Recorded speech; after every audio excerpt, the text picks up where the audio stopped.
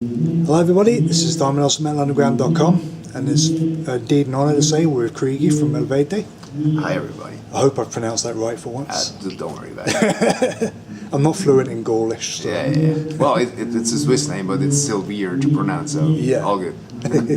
Well, straight into it, the new album, Ad Tignatos, is out now. I've probably pronounced that wrong as well, but...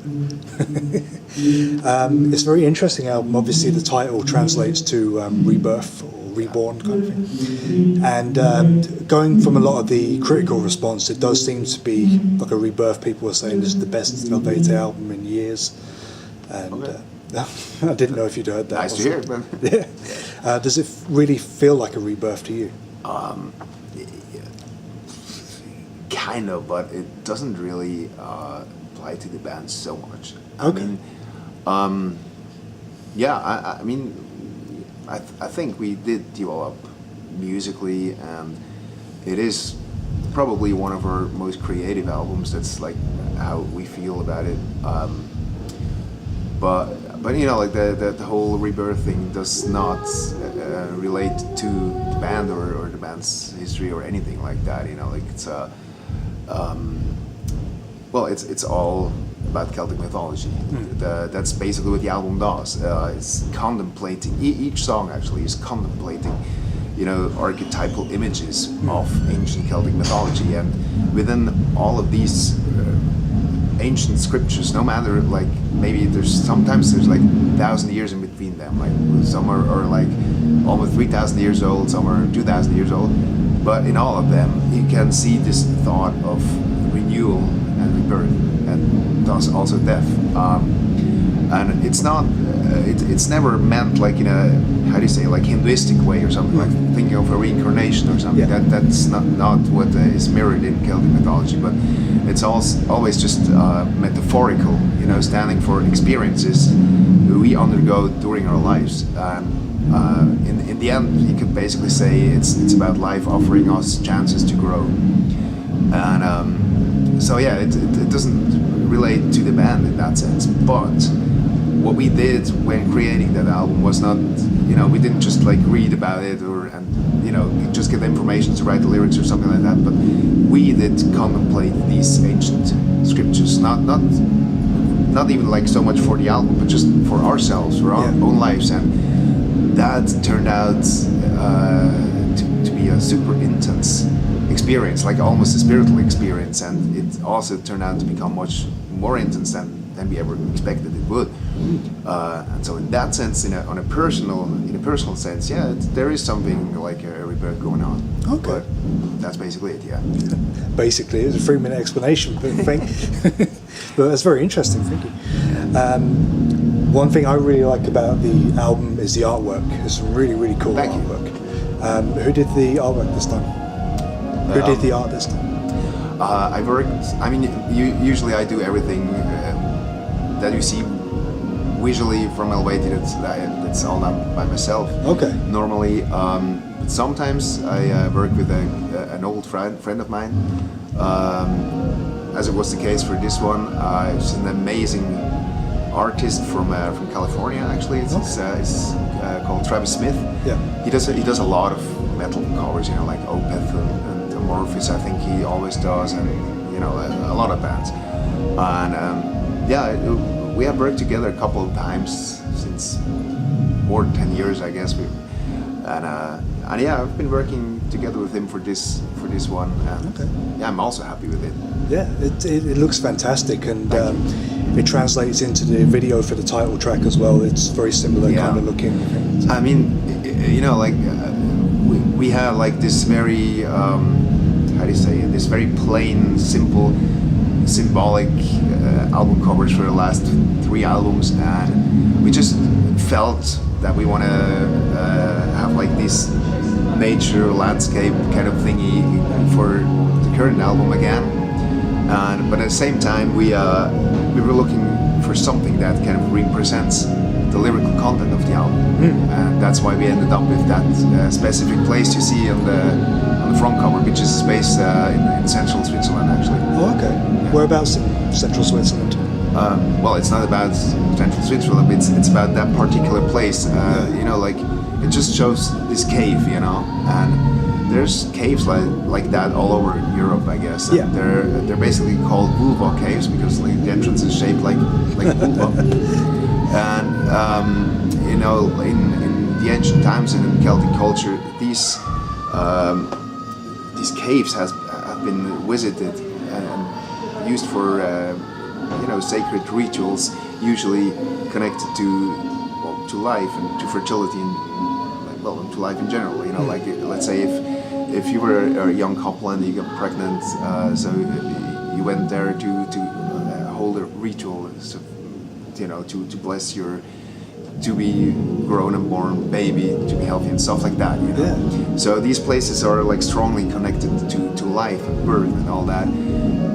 But at the same time, on the album cover, you see this big raven flying across it, and the raven has a super important role in Celtic mythology. And in our Celtic understanding, there's like several different conceptions about death and dying, and like all of them also like being metaphorical.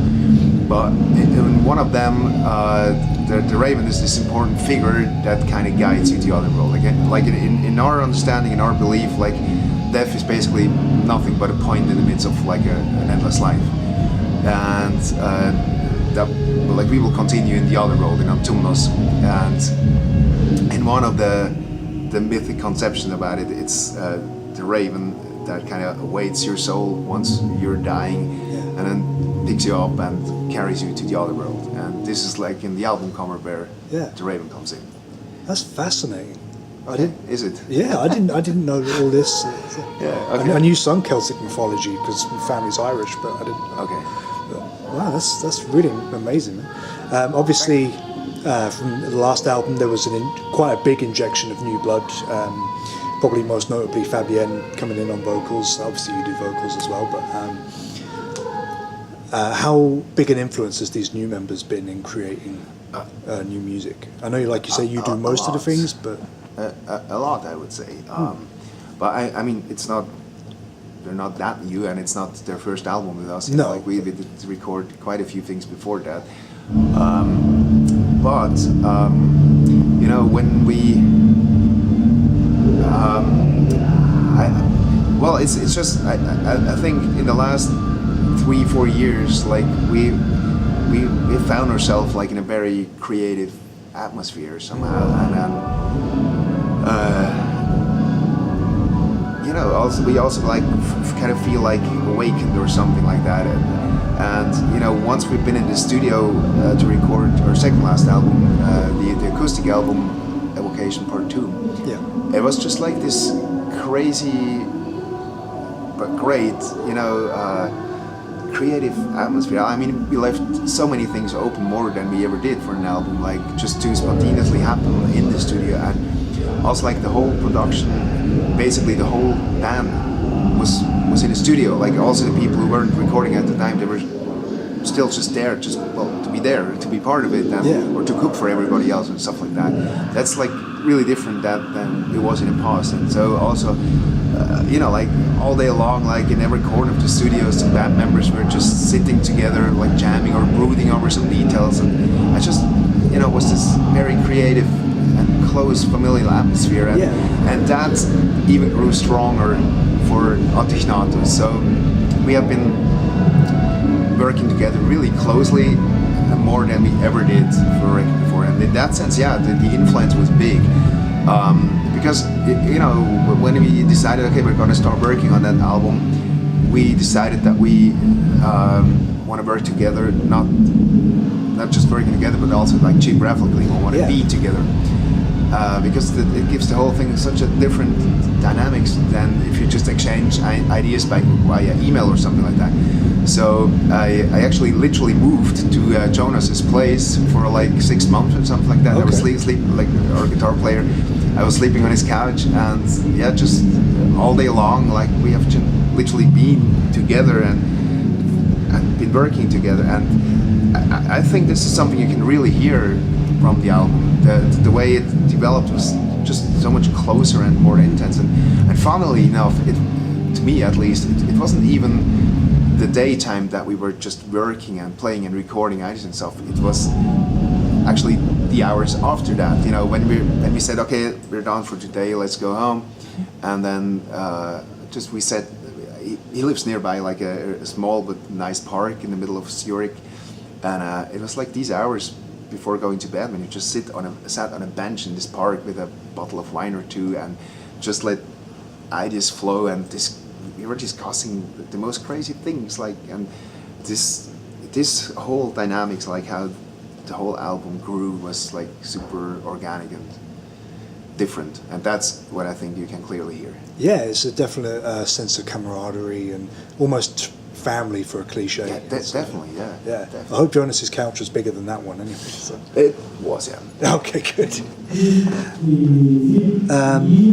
Obviously, one notable thing on the album is the collaboration with Randy Blythe on Worship. Oh, yeah. Did he come over to the studio to record that with you, or is that just...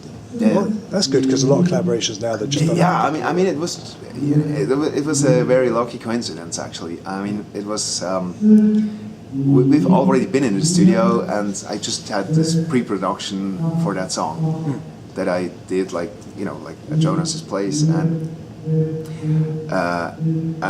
this intro speech I did with this text-to-voice tool, something like that, just to, you know, give the idea, okay, there's a narration. Yeah.